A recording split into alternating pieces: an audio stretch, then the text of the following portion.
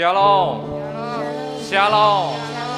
Puji nama Tuhan, kasih Tuhan begitu nyata dan besarnya atas kehidupan kita. Hari demi hari Tuhan selalu memberkati dan menyertai kita. Bahkan perlindungannya, lawatannya selalu dinyatakan dalam kehidupan kita. Selayaknya kita umatnya mengucap syukur atas semua anugerah dan belas kasihan yang Tuhan berikan kepada kita. Sore hari ini lewat ibadah PA, biar kita mengucap syukur dan kita layakkan kehidupan kita. Kita mengucap syukur dengan sepenuh hati karena Tuhan kita Tuhan yang baik. Biar kita menyembah Dia dengan segenap hati kita. Puji nama Tuhan. Kita akan pujikan pujian Saat Ku Menyembah-Mu.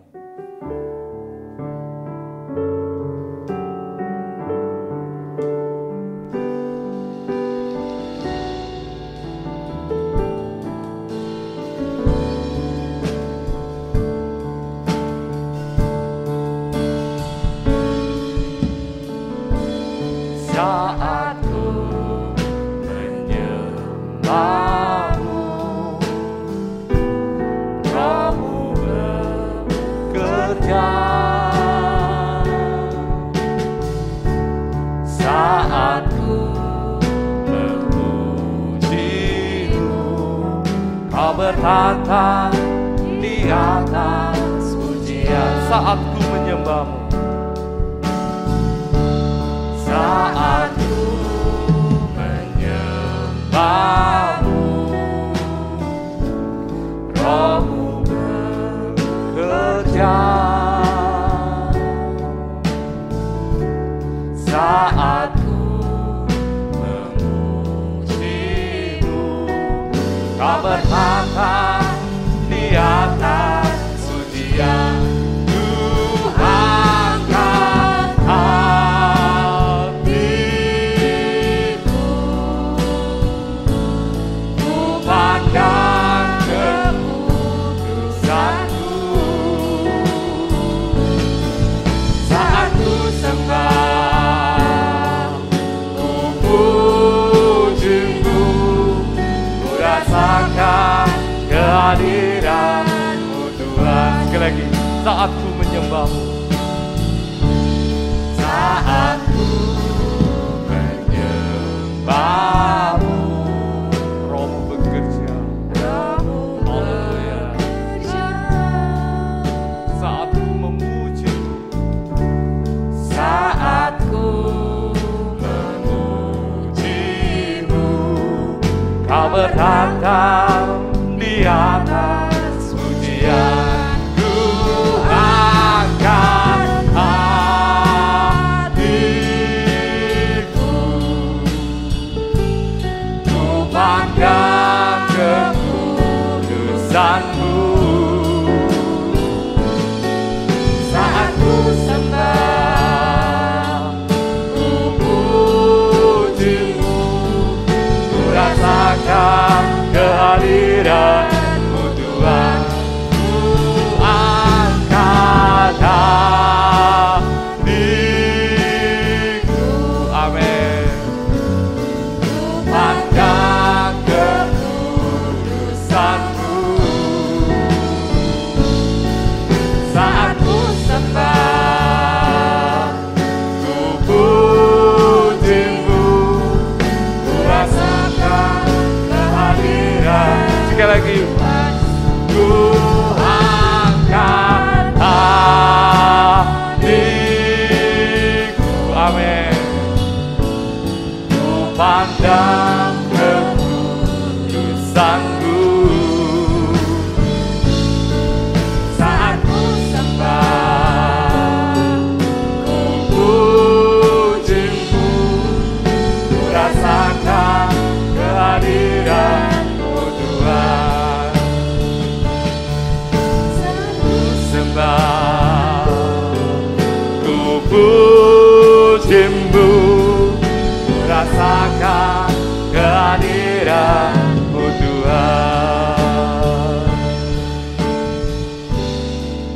haleluya, haleluya. Terima kasih Bapa, inilah yang kami rasakan Tuhan. Hadirat-Mu ada bersama kami. Jika kami menaruh semua harapan kami kepada Engkau, Engkau sumber segala sumber kekuatan yang akan menyertai, memberkati kami, bahkan memberikan yang terbaik untuk kami Tuhan. Ajar kami tetap berharap, karena hanya firman-Mu lah yang bisa menguatkan, meneguhkan dalam kehidupan kami. Firman-Mu yang mendewasakan kami, karena firman-Mu lah segalanya dalam kehidupan kami. Oleh sebab itu Tuhan, urapi kami, sertai kami dalam ibadah PA pada sore hari ini Tuhan, supaya kami bisa merasakan belas kasihan-Mu, kebaikan-Mu ada bersama dengan sidang jemaat-Mu semua Tuhan, sehingga kami bisa merasakan bahwa Tuhan yang kami sembah, Tuhan yang luar biasa Tuhan. Terima kasih, berkati semua pelayan-Mu, berkati hamba-Mu yang menaburkan kebenaran firman Allah. Biarlah hikmat marifat yang daripada Allah Kau nyatakan Tuhan, sehingga Engkau berbicara lewat hamba-Mu, dan sidang jemaat-Mu dipuaskan, dibenarkan, karena firman Allah yang menuntun dan memberkati kami semua. Terima kasih Bapak, kami bersyukur. Kami buka ibadah ini dengan ucapan syukur. Haleluya, amin. Puji nama Tuhan, kasih Tuhan begitu nyata dalam kehidupan kita.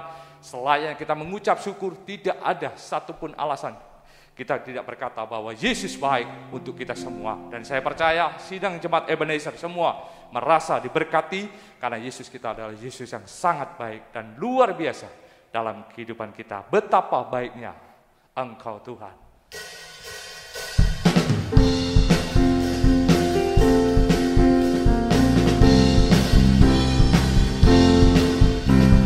Betapa baiknya Engkau Tuhan, kasih-Mu tiada berkesudahan. Betapa mulia kasih-Mu Yesus, jiwaku diselamatkan. Betapa baiknya Engkau Tuhan, kasih-Mu tiada berkesudahan. Betapa mulia kasih-Mu Yesus, jiwaku diselamatkan. Hosana, Hosana, ku memuji Tuhan. Hosana, ku tinggikan Yesus. Hosana, Hosana, Hosana, Hosana, Hosana, ku memuji Tuhan. Hosana, ku tinggikan Yesus. Hosana, Hosana, Hosana. Betapa baiknya Engkau Tuhan, baiknya Engkau Tuhan, kasih-Mu tiada berkesudahan. Betapa mulia kasih-Mu Yesus, jiwaku diselamatkan. Betapa baiknya Engkau Tuhan, kasih-Mu tiada berkesudahan. Betapa mulia kasih-Mu Yesus, jiwaku diselamatkan. Katakan Hosana, Hosana, ku memuji Tuhan. Hosana, ku tinggikan Yesus. Hosana, Hosana, Hosana, Hosana, Hosana, ku memuji Tuhan. Hosana, ku tinggikan Yesus. Hosana, Hosana, sekali lagi Hosana, ku memuji Tuhan. Memuji Tuhan. Hosana, ku tinggikan Yesus. Hosana, Hosana, Hosana, Hosana. kemuliaan, kebesaran bagi Tuhan kita untuk selama-lamanya, karena Dia begitu agungnya dan mulianya atas kehidupan kita. Kasih-Nya yang tidak pernah berubah, yang selalu baru untuk kita semua.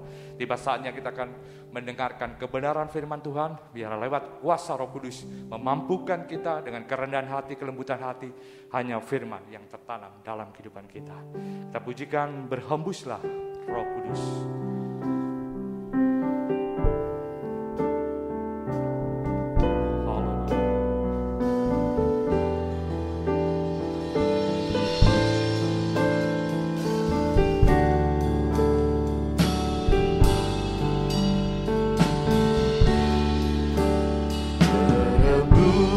berhembuslah Roh Kudus di tempat ini. Berhembuslah Roh Kudus dengan kuasa-Mu. Pulihkanlah gereja-Mu di akhir zaman. Berembuslah, berembuslah. Sekarang berhembuslah Roh Kudus di tempat ini. Berembuslah Roh Kudus di tempat ini. Berembuslah Roh Kudus dengan kuasa-Mu. Pulihkanlah gereja-Mu di akhir zaman. Berembuslah, berembuslah. Sekarang urapilah kami, urapilah kami dengan minyak baru. Penuhilah kami dengan hadirat-Mu. Kami rindu Tuhan melihat kuasa-Mu dicurahkan di tempat ini. Sekali lagi dari atas, berhembuslah Roh Kudus. Berhembuslah Roh Kudus di tempat ini. Saya mengundang jemaat yang ada di rumah, biar kita pakai berdiri. Kita satukan hati kita dengan kuasa Roh Kudus yang mampu menolong dan memberkati kita. Pulihkanlah gereja-Mu di akhir zaman. Berembuslah, berembuslah. Amin. Sekarang urapilah kami Tuhan, urapilah kami dengan minyak baru. Penuhilah kami dengan hadirat-Mu. Kami rindu Tuhan melihat kuasa-Mu dicurahkan di tempat ini. Urapilah kami, haleluya. Urapilah kami dengan minyak baru.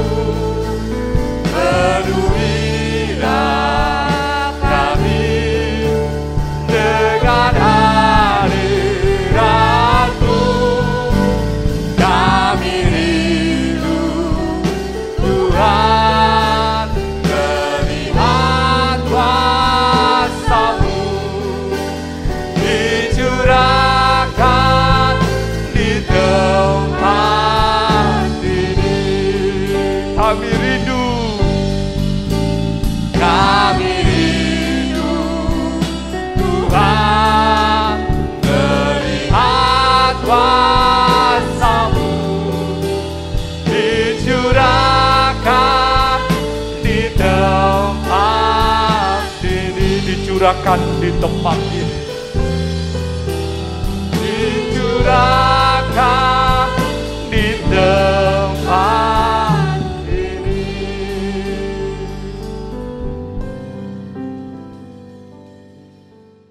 Haleluya. Haleluya, haleluya. Mau tidak mau kami harus mengakui semua di kota, di desa, dimanapun kami menghadapi badai lautan dunia di akhir zaman ini Tuhan. Kami tidak mampu menggunakan kekuatan, kepandaian, kedudukan apapun yang kami miliki. Kekuatan kami hanya Engkau Tuhan. Engkau selalu menopang kami. Terbukti pada saat ini Engkau masih memberikan firman-Mu bagi kami semua Tuhan. Nyatakanlah apa yang jadi kehendak-Mu, nyatakan apa yang jadi kebutuhan kami bersama saat ini. Bukakanlah firman-Mu bagi kami sebagai pembuka jalan ke surga, sebagai pembuka jalan di dunia ini Tuhan. Kami bisa bersama-Mu selama-lamanya. Terima kasih. Firman-Mu sanggup menyucikan, mengubahkan kami sampai menyempurnakan, menolong kami. Oh, menyembuhkan kami, melakukan apa saja kami, sampai kami menjadi milik-Mu selama-lamanya. Terima kasih, urapi kami dengan kuat kuasa Roh-Mu yang suci. Mulai hamba mampu menyampaikan firman dengan jelas, benar, dan murni, sesuai kehendak-Mu dengan kasih sayang-Mu Tuhan. Biarlah firman-Mu sungguh-sungguh jawaban atas hidup kami. Dan urapi pula kami semua, dimanapun berada Tuhan, dengan urapan yang sama. Mampu dalam bahasa Indonesia, Inggris, di dalam negeri, luar negeri. Oh Tuhan, urapi semua, mampu mendengar, mengerti, percaya, yakin akan firman, bahkan mampu mempraktekkan firman-Mu dalam setiap hidup kami. Sehingga sungguh nyata saat ini, firman dan perjamuan suci adalah jamahan tangan Tuhan atas hidup kami. Mujizat pasti terjadi Tuhan. Pembaruan hidup, pertolongan, kesembuhan ajaib, kekuatan dari Tuhan sampai kesempurnaan. Ibadah kami tidak kering tanpa arti. Tuhan hadir, Tuhan menjamah kami semua. Gereja lain bersamaan kami beribadah kepadamu saat ini dimanapun berada. Berkatilah mereka seperti Tuhan berkati kami. Teristimewa kerinduan kami. Satukan kami dalam satu pengajaran benar, satu tahbisan benar, satu penyembahan benar. Kembali ke Alkitab Tuhan, supaya kami menjadi satu tubuh yang sempurna. Dan Yesus segera datang kembali kedua kali. Terima kasih. Syukur kepadamu, hormat mulia bagi nama-Mu. Segala kuasa iblis setan mengganggu, merintangi lewat roh ngantuk, roh najis, keras hati, main-main.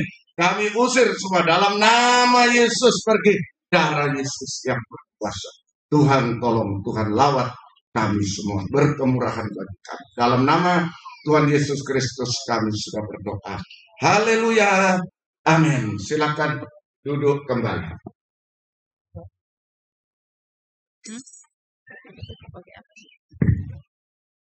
Salam sejahtera dalam kasih sayangnya Tuhan kita Yesus Kristus.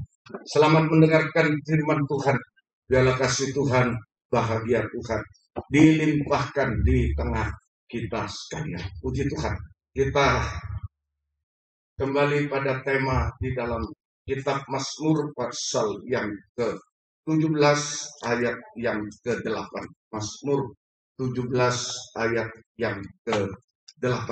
Kita baca bersama-sama. Peliharalah aku seperti biji mata. Sembunyikanlah aku dalam naungan sayap.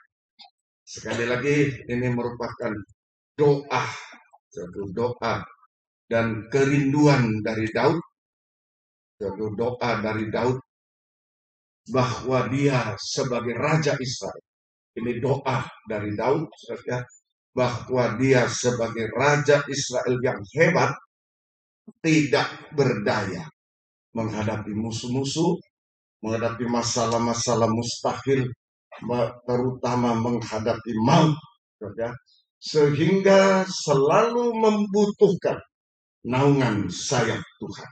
Naungan sayap itu raja yang hebat, selalu sadar dia berdoa, selalu membutuhkan naungan sayap Tuhan. Apalagi kita semua sangat mutlak, apalagi kita semua sangat mutlak membutuhkan naungan sayap Tuhan. Nah ini, semoga kita mengerti dari doa Raja Daud ini, kita tergugah untuk merendahkan diri. Itu raja yang hebat saja butuh naungan sayap Tuhan. Hidupnya dari naungan sayap Tuhan, apalagi saya. apalagi kita semua. Saya sangat membutuhkan naungan saya. Nah, Tuhan menjawab. Matius 23 ayat 37. Matius 23 ayat yang ke-37. Yerusalem, Yerusalem, engkau yang membunuh nabi-nabi dan melempari dengan batu orang-orang yang diutus kepada. Berkali-kali aku rindu mengumpulkan anak-anakmu sama seperti induk ayam mengumpulkan anak-anaknya di bawah sayapnya. Garis bawahi, tetapi kamu tidak mau. Ini saja. Jadi jawaban doa dan kerinduan Tuhan. Jawaban doa, Daud berdoa, Tuhan menjawab. Jawaban doa dan kerinduan Tuhan untuk menaungi bangsa Israel, umat pilihannya. Menaungi bangsa Israel, umat pilihannya. Yerusalem, Yerusalem. Itu umat Israel. Ya, umat pilihannya. Tetapi sayang, sebagian Israel keras hati, tidak mau. Sebagian Israel keras hati, merasa mampu, merasa pandai, merasa dipakai Tuhan. Bukan anak ayam saya. Ya, bukan anak ayam, saya burung elang. Nah, itu bukan anak ayam. Saya pandai, saya mampu, saya dipakai Tuhan, saya diberkati. Nah, ini sebagian Israel. Sama dengan kita semua seringkali merasa mampu ini, nggak perlu itu, nggak perlu fellowship, nggak perlu ini, nggak perlu itu. Saya sudah bisa.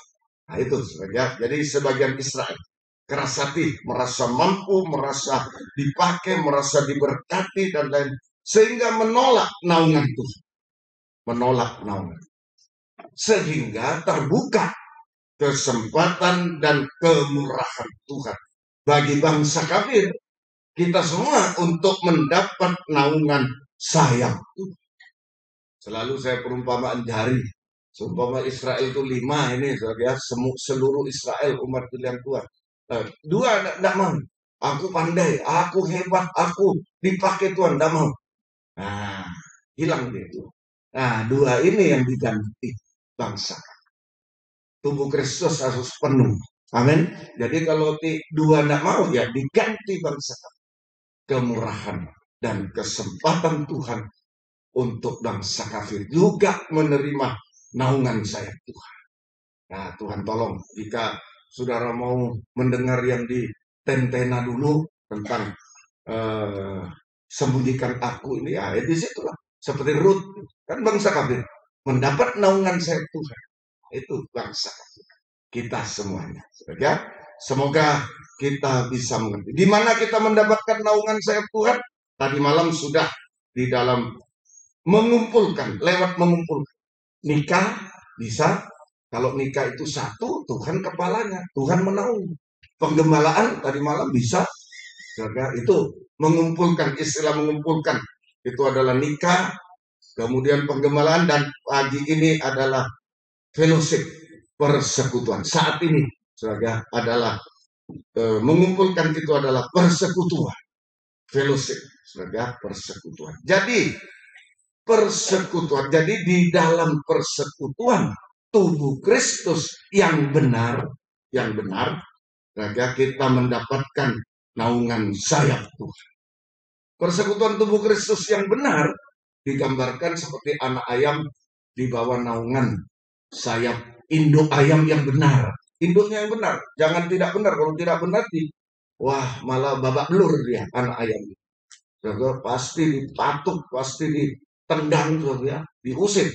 Tapi kalau induknya yang benar, dia seperti ranting melekat pada pokok anggur yang benar. Seperti ranting melekat pada pokok anggur yang benar.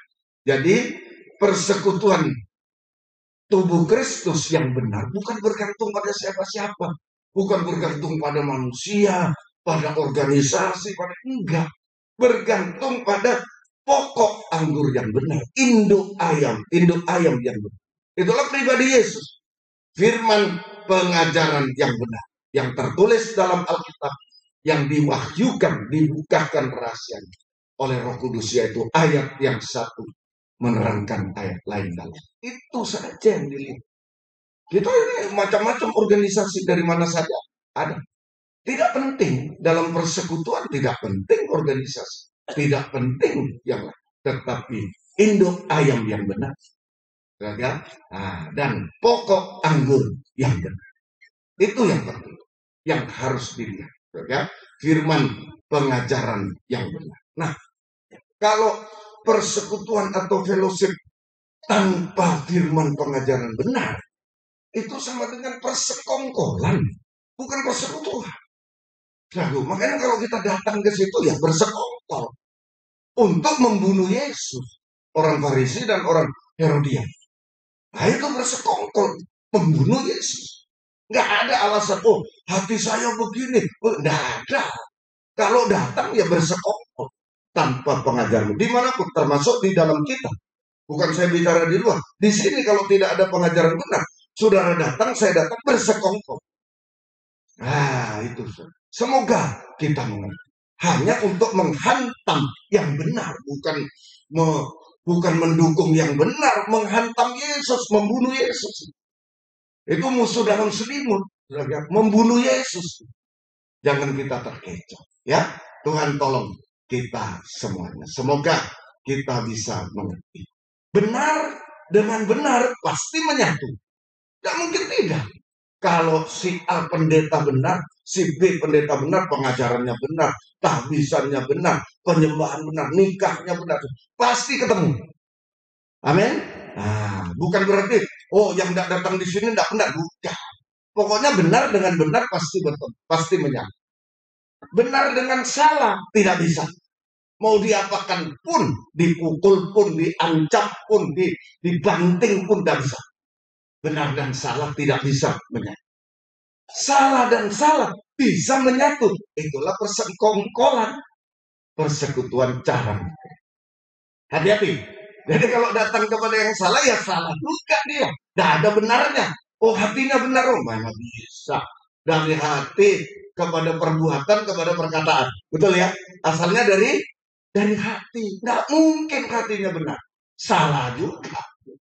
Ya, makanya hati-hati.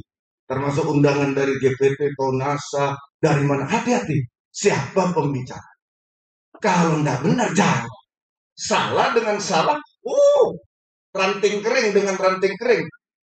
Bersekutunya bukan di atas. Di tempat sampah. Lebih. Waduh luar biasa. Lebih erat kami lebih. Tapi ya itu. Persekongkolan. Untuk menghantam yang benar. Tuhan tolong kita. Semoga kita bisa mengerti. Ya? Nah ini. Semoga kita bisa. Dan dibakar selamat. Persekongkolan itu. Ranting kering dengan ranting kering. Pasti dibakar selama-lamanya. Binasa selama. Tuhan tolong kita. Lalu pertanyaannya.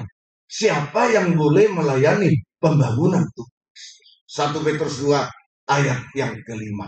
1 Petrus pasal 2 ayat kelima. Jadi jangan menimbang sesuatu dengan pikiran manusia. Jangan orang ngomong apa kita tampung saja. Oh ya. Karena ini pernah membantu saya. Karena ini. Oh ya. Oh betul itu. Logis itu. Jangan. Semua harus berdasarkan Alkitab. Itu aman. Berdasarkan pengajaran benar. Alkitab. Kembali ke Alkitab. Mana ada sih orang mencuri hatinya tapi baik. Mana ada. Enggak ada. Pura-pura baik betul. Karena dia mencuri 1000, dia bagi 50. Wah, baik dia. Pura-pura baik. Itu yang ada. Bisa mengerti, saudara? Alkitab sudah bilang dari hati keluar ke mulut, ke perbuatan. Tidak mungkin. Biar kita mau ngotot bagaimana. Tuhan tolong kita semua. Semua pura-pura baik banyak. Nah, kalau hatinya jahat, pura-pura baik bisa ditutupi. Hanya orang yang bodoh, tidak berhikmat. Bodoh bukan tidak sekolah ya. Tidak berhikmat dari Tuhan. Terkecoh. Semoga kita bisa. 1 Petrus 2 ayat. Siapa yang boleh melayani pembangunan itu? 1 Petrus 2 ayat. Dan biarlah kamu juga dipergunakan sebagai batu hidup untuk pembangunan suatu rumah rohani. Bagi suatu imamat kudus untuk mempersembahkan persembahan rohani yang karena Yesus Kristus berkenan kepada Allah. Itu imamat rajani. tadi ya, imamat kudus, imamat raja. Itu yang bisa dipakai dalam suatu pembangunan rumah rohani, pembangunan tubuh Kristus. Jadi jawabannya imam dan raja, saudara. Imam-imam dan raja-raja. Nah, saya seringkali menerangkan sebenarnya istilah imam dan raja hanya untuk bangsa Israel, umat pilihan Tuhan. Hanya itu asli. Bagi bangsa kafir tidak ada. Keluaran 19 ayat 6 itu perintah Tuhan sendiri, perkataan Tuhan sendiri. Kamu akan menjadi bagiku kerajaan imam, imam dan raja. Dan bangsa yang kudus inilah semuanya firman yang harus kamu katakan kepada orang Israel asli. Orang Israel asli, bangsa Israel, keturunan Abraham secara daging. Hanya itu. Nah, tapi tadi sebagian Israel menolak Tuhan. Nah, ini kesempatan bangsa kafir menjadi imam dan raja. 1 Petrus 2 ayat 9 sampai 10. Ya, ini sebenarnya imam raja hanya bangsa Israel, umat pilihan, keturunan Abraham jasmani. Nah, 1 Petrus 2 ayat 9, 10. Tetapi kamulah bangsa yang terpilih, imamat yang rajani, bangsa yang kudus, umat kepunyaan Allah sendiri. Supaya kamu memberitakan perbuatan-perbuatan yang besar dari Dia yang telah memanggil kamu keluar dari kegelapan kepada terangnya yang ajaib. Siapa ini? Di Keluaran sudah kamu imam dan raja untuk Israel. Nah, ini sekarang siapa ini? Kamu umat Allah, kamu imam dan raja. Siapa ini? Ayat 10. Kamu yang dahulu bukan umat Allah. Nah, kita ini bangsa kafir. Tetapi yang sekarang telah menjadi umatnya. Yang dahulu dikasihani, tapi sekarang telah beroleh belas kasih. Jadi, secara jalur keturunan, bangsa kafir tidak boleh dan tidak bisa menjadi imam dan raja. Tetapi, Tuhan membuka jalan, saja. Tetapi Tuhan membuka jalan, saja. Tuhan membuka jalan atau jalur kemurahan. Jalur kemurahan Tuhan seharga penebusan oleh korban Kristus, penebusan oleh darah Yesus di Kaisar. Angka 25, masih angka 25. Nah, itu perak, ulang tahun perak, itu penebusan oleh darah Yesus. GPT Toinasa, ulang tahun yang ke-25, nikah pendeta Olan Ombo juga, Yolanda Ombo, ya, itu juga yang kedua. Perak penebusan. Nah, inilah kita saja, perak penebusan darah Yesus. Sehingga bangsa kafir boleh menjadi imam dan raja. Dan boleh masuk ke gerakan pembangunan tubuh Kristus. Nah, ini di sini ceritanya di sana. Ya, karena aku mau menaungi kamu dengan sayap Indo-Ain. Tapi kamu tidak mau. Sebenarnya Israel kafir tidak diperhatikan, tapi kan sebagian Israel keras hati beralih kepada kami.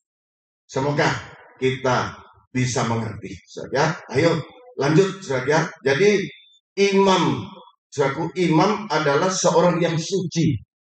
Nah, itu imam, imamat yang kudus, imamat yang raja, suci, bangsa yang kudus.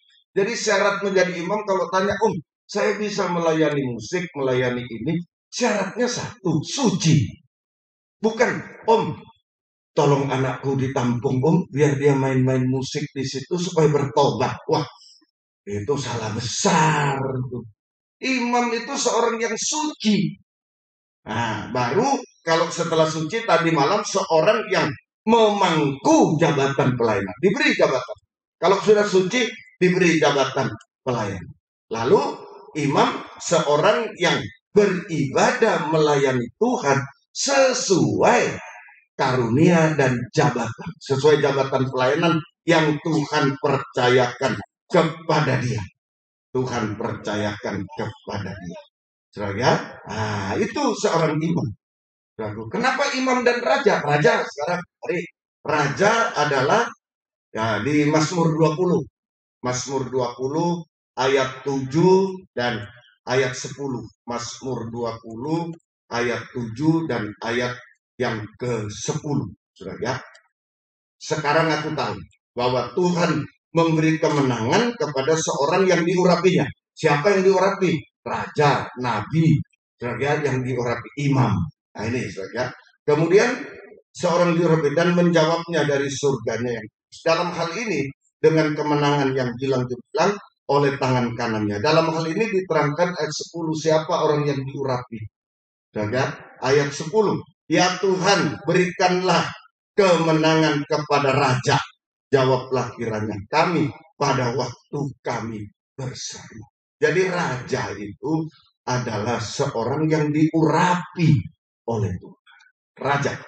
Kalau imam seorang yang suci. Raja seorang yang diurapi oleh Roh Kudus, diurapi Roh Kudus, sehingga selalu menang atas tantangan, rintangan. Tadi kita mengaku semua, melayani itu tantangan dari luar, dari dalam.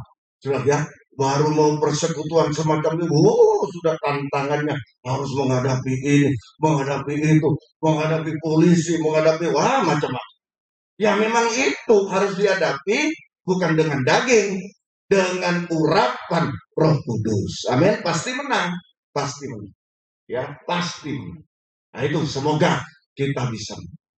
Tuhan tolong kita semuanya. Ya, jadi itu raja, saudara. Itu menang atas segala halangan, urapan Roh Kudus sampai maut. Bukan cuma segala halangan, tantangan dia sampai maut, dia menang atas maut. Sampai dengan maut, sehingga tetap setia berkobar-kobar, tetap setia dan benar dalam ibadah pelayanan kepada Tuhan sampai garis akhir, sampai meninggal, sampai Tuhan datang kedua kali, sampai selamanya. Itu garis akhir. Dan dia menjadi rumah doa. Kalau imam itu, imam dan raja, imam itu suci, raja diurapi, menang, setia. Menang itu setia. Bukan menang itu gereja besar, gereja kecil, bukan. Biar gerejanya besar, tapi kalau tidak setia kalah. Biar gerejanya kecil, kalau setia dia menang. Biar gerejanya besar, kalau setia dia menang. Biar gerejanya kecil, kalau setia dia menang. Kemenangan bukan besar kecil. Kemenangan setia atau tidak. Itu kemenangan. Ada ayatnya di Wahyu. Jadi kemenangan itu kesetiaan. Setia sampai garis akhir menjadi rumah doa. Doanya dijawab. Meningkat pelayanan. Memuncak. Kalau imam dan raja, kalau kita menjadi imam dan raja, pelayanan kita tidak mungkin mundur. Pelayanan kita makin memuncak sampai rumah doa. Doanya dijawab. Semoga kita bisa mengerti. Ya. Nah, ayo Tuhan tolong kita semuanya. Ya, baik, saudara. Semoga kita mengerti. Jadi mengapa imam dan raja? Kok tidak imam saja, raja saja? Kenapa imam dan raja? Sebab Tuhan menghendaki seorang imam yang selalu menang atas tantangan, rintangan, atas dosa-dosa, pencobaan dosa-dosa, sehingga tetap setia bertobat dalam ibadah pelayanan kepada Tuhan sampai garis akhir. Itu maksudnya. Kenapa ada istilah imam dan raja? Imam sudah suci, tidak cukup. Biarpun dia suci, tapi kalau tidak ada urapan, kalah. Sedikit-sedikit dia mengeluh. Daging itu mengeluh. Tapi kalau dia suci, dia diurapi, pas. Dia tidak akan pernah mengeluh. Dia tidak akan pernah mundur. Dia tidak akan pernah berkelit. Dia tidak akan pernah berkhianat. Tapi dia akan maju terus. Amin. Maju. Untuk yang setia dan benar. Jadi jangan maju konyol. Kalau salah kita, yuk maju. Ya itu namanya konyol. Ya, konyol. Tapi kalau benar, jangan berbelok sedikit. Lurus saja. Suci, urapan. Lurus pada yang benar. Setia dan benar. Amin. Setia. Tuhan akan tolong kita. Tuhan beserta kita. Rumah doa. Doa kita dijawab. Kalau doa kita dijawab, siapa bisa menghalangi? Jangankan manusia.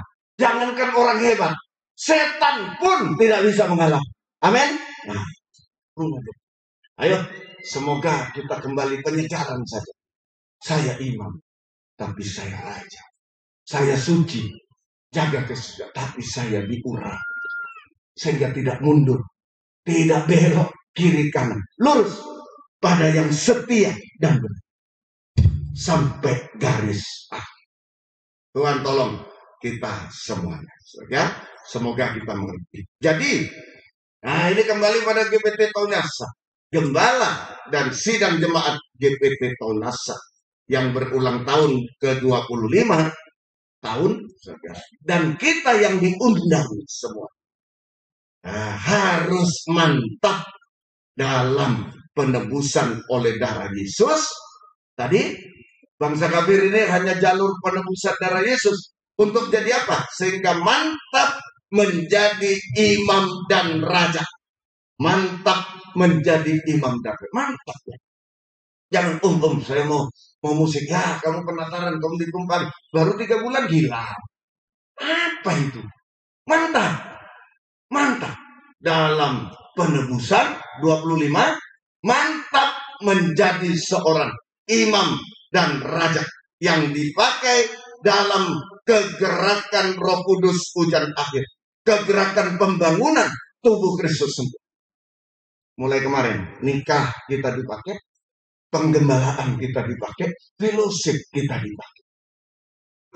Kegerakan pembangunan tubuh Kristus sempurna. Sampai nanti Israel dan kafir 5, 3, 2 jadi satu. Israel dan kafir menjadi satu tubuh Kristus sempurna. Amin. Ini gerakan Roh Kudus, saudara. Kalau di Alkitab, di kitab Wahyu 6, kegerakan kuda putih. Kalau di Perjanjian Lama, kegerakan mengangkut tabut perjanjian. Nah, ini pembangunan tubuh. Kalau di Perjanjian Baru, gerakan kuda putih tidak setra. Tapi Perjanjian Lama, kegerakan mengangkat tabut perjanjian. Nah, ini nanti yang akan disinggung. Ayo, sekarang ini penyegaran saja. Saya sudah pernah dengar, silakan. Yang penting pemantapan. Bukan cuma tahu mantap enggak, tahu dan mantap. Nah itu, saya imam harus suci. Yang enggak suci minta ampun. Saya juga ada yang enggak suci mungkin minta ampun. Ayo, saya mau suci lagi. Pandangan kita mungkin kotor, minta ampun. Minta ampun. Jangan ulangi lagi. Supaya kita diurai. Kalau imam dan raja, dia akan lurus, setia, benar, mantap. Dia dipakai dalam gerakan mengangkat tabut perjanjian, gerakan kuda putih. Luar biasa. Ya, Tuhan tolong. Kisah Rasul 20, 22 sampai 27. Kalau sudah jadi imam dan raja, suci diurapi, dia menjadi tawanan roh. Bukan tawanan dosa lagi. Tapi dia menang atas dosa, menang atas apapun, tawanan roh. Tetapi sekarang sebagai tawanan roh, garis bawah, tawanan roh. Ini imam dan raja. Aku pergi ke Yerusalem. Aku tidak tahu apa yang akan terjadi atas diriku sendiri. Tidak peduli. Tidak peduli. Ya, tidak peduli apa yang terjadi. Saya berangkat ke Torau ini. Ya tidak peduli apa. Yang penting tiket urus, ini urus, ya berangkat saja. Ada apapun, saya cuma berdoa. Tidak peduli. Itu tawanan roh. Ya, itu. Selain daripada yang dinyatakan Roh Kudus dari kota ke kota kepada bahwa penjara dan sengsara menunggukan. Tetapi aku tidak menghiraukan nyawaku sedikit pun. Asal saja aku dapat mencapai garis akhir dan menyelesaikannya. Menyelesaikan pelayanan yang ditugaskan oleh Tuhan Yesus kepada garis akhir. Sampai garis akhir. Itu saja. Untuk memberi kesaksian tentang Injil kasih karunia. Rasul Paulus memberitakan Injil kasih karunia. Sampai garis akhir. Dan sekarang aku tahu bahwa kamu tidak akan melihat mukaku lagi, kamu sekalian yang telah kukunjungi untuk memberitakan kerajaan Allah. 26, sebab itu pada hari ini aku bersaksi kepada aku bersih, tidak bersalah terhadap siapapun yang akan binasa. Sebab aku tidak lalai memberitakan seluruh maksud Allah kepada.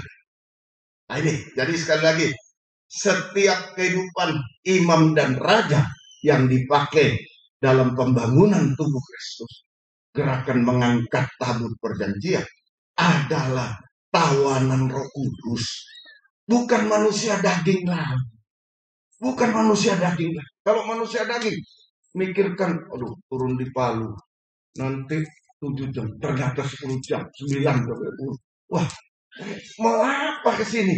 Lebih baik di kota saja, saudara. Tapi itulah tawanan roh. Daging bicara apapun, sudah berangkat. Tawanan. Ya, Tuhan tolong kita semua. Praktek tawanan roh. Praktek nomor 1 ayat 23. Ayat 23.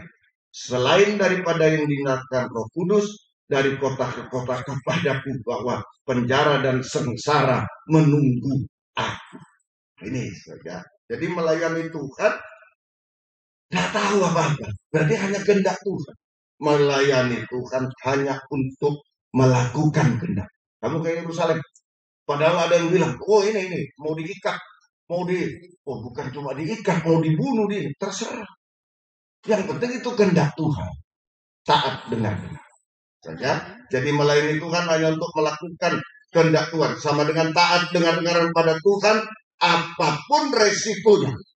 Sampai daging tidak bersuara. Seperti Abraham. Kehendak Tuhan, sembeli anakmu. Dah ada loh Tuhan. Ini kan anak Tuhan janjikan. 14 tahun saya menunggu. 25 tahun saya menunggu. Bagaimana? Tuhan, bagaimana? Nah, nanti malam siapa tahu keluar dari 25. Ya kan? Kan Abraham menunggu Ishak 25 tahun, Pak. Betul ya?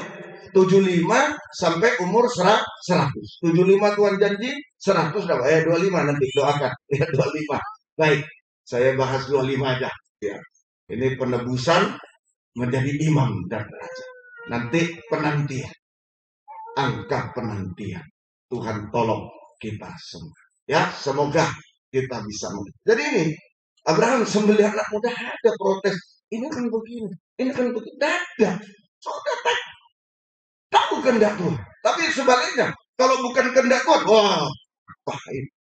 Biar aku dikasih gereja 5, enak mau. Kan kehendak Tuhan. Mau apa? Itu sebenarnya. Kalau kita mau tawanan roh, jangan dicampur tawanan roh, tawanan daging. Tawanan roh, tawanan daging. Wah, itu tidak bisa. Kalau yang perkara apa, tawanan roh. Ya. Kalau yang ini, tawanan daging saya. Ya, jangan. Tawanan roh ya tawanan roh. Itu saja, tidak bisa digabung. Tidak bisa digabung. Orang yang ikuti Roh Kudus, kehendak Tuhan, orang yang ikuti daging, gak mungkin bertemu. Gak mungkin. Sampai kapanpun tidak bertemu. Gak bertemu. Benar dan salah tidak mungkin bertemu. Terang dan gelap tidak bisa bertemu. Saya tidak menyatakan, saya benar, situ salah. Enggak. Pokoknya siapa yang benar dan salah tidak mungkin. Tidak mungkin. Ya, Tuhan tolong kita. Jadi ini taat dengar-dengar. Sampai daging tak besar. Ini dalam mengangkat tabut. Hati-hati. 2 Samuel 6. Ayat 1 sampai 7. 2 Samuel 6 ayat 1 sampai 7. Daud mengumpulkan pula semua orang pilihan di antara orang Israel. 30.000 orang banyaknya. Ini Daud mengumpulkan 30.000 orang pilihan. Wah, mengangkat tabut ini. Luar biasa, berapa kali kita ini. Berapa kali lipat kita ini. Nanti ke arah sana. Soalnya pasti lebih besar lah. Tuhan tolong. Ya memang sabar. Dalam pengajaran dan kesabaran. Kalau pengajaran itu ya mesti sabar. Mendengarnya kok lama ya. Ya sabar.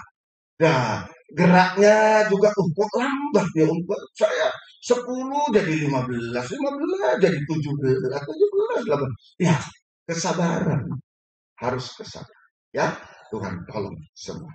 Nah, kemudian bersiaplah Daud lalu berjalan dari Baal Yehuda dengan seluruh rakyat yang menyertai. Untuk mengangkut dari sana tabut Allah yang disebut dengan nama Tuhan semesta alam yang bertahta di atas kerubim. Mereka menaikkan tabut itu ke dalam kereta yang baru. Seperti orang Filistin. Naikkan kereta, mereka naikkan kereta. Ya, setelah mengangkatnya dari rumah Abinadab yang di atas bukit. Lalu Usa dan Ahio, anak Abinadab, mengantarkan kereta itu. Usa berjalan di samping tabut itu. Sedang Ahio berjalan di depan tabut. Daud dan seluruh kaum Israel menari-nari di hadapan Tuhan dengan sekuat tenaga. Diiringi nyanyian kecapi, gambus, rebana, kelentung, dan cerah. Ketika mereka sampai ke tempat pengirikan Nahon, maka Usa mengulurkan tangannya kepada tabut Allah itu lalu memegangnya. Karena lembu-lembu itu tergelincir. Dinaikkan lembu, lembunya tergelincir. Jadi tabutnya turun gini, tangkap sama Usa. Langsung tangkap. Dan maka bangkitlah murka Tuhan terhadap Usa. Lalu Allah membunuh dia di sana karena keteledorannya itu. Ia mati di sana dekat tabut Allah. Jangan main-main dengan tabut. Tabut Allah ini terdiri dari dua bagian. Seperti perjanjian. Atas itu tutup dari emas murni, ilahi. Ini kerub 1, Allah Bapa, tutup dengan percikan darah 7 kali. Anak Allah, Yesus, dan kerub 2 itu adalah Allah Roh Kudus. Allah Tritunggal. Di dalam pribadi Yesus, dalam kemuliaan ada Shekinah Glory. Kemuliaan sebagai Raja mempelai pria surga. Jadi tutup itu Yesus mempelai pria. Tabutnya petinya kayu dilapis dengan emas, disalut emas luar dalam. Tidak kelihatan lagi kayu. Kayu manusia daging kita yang disalut dengan keilahian firman. Roh Kudus kasih dengar firman, diurapi, dicurahkan kasih terus disalut sampai sempurna seperti itu. Ini mempelai wanita. Jadi tabut perjanjian sekarang ini adalah kabar mempelai. Kabar mempelai. Nanti tabut perjanjian ini akan menjadi nyata di awan-awan permai. Pertemuan antara mempelai pria dan mempelai wanita.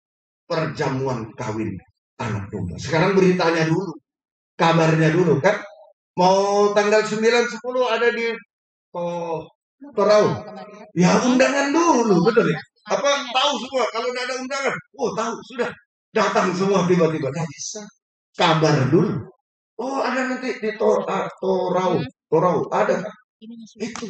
Jadi kabar mempelai. Firman pengajaran yang lebih tajam dan pedang.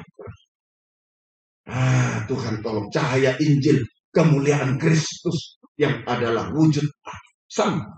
Itu semua ya. Jadi ini Tuhan tolong kita semuanya. Ya, mari.